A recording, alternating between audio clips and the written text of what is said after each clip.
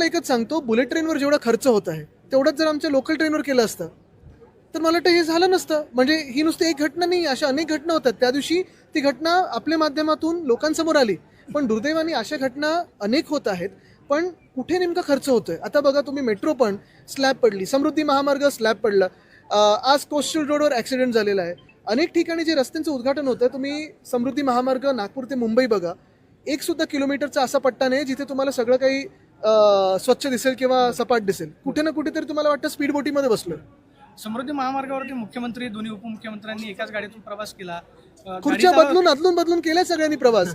पण ते सगळं होत असताना खड्डे जाणवले नाहीत, कारण ह्यांचं इंजिन आहे ते एक तर फेल्ड आहे किंवा एवढं वरती उडतं जमिनीपासून की जमिनीवर काय चाललंय हे त्यांना माहिती नाही. पण सर एक शेवटचा प्रश्न, महापालिकेच्या निवडणुका बघता युती आणि आघाड्यांचं हे होते, आणि दुसरं म्हणजे काकांचा वाढदिवस आहे, त्यांना देखील शुभेच्छा. बघा, मी शुभेच्छा तर देतच आहे, पण एकच मी तुम्हाला सांगतो की युती असेल आघाडी असेल, महत्वाची गोष्ट म्हणजे आमची पहिली युती आणि पहिली आघाडी ही जनतेसोबतच आहे आणि महाराष्ट्राच्या जे मनात होईल असेल ते व्हायला पाहिजे ही देवाकडे प्रार्थना. शुभेच्छा. सर गोवंडीमध्ये 3 जणांचा चेहरा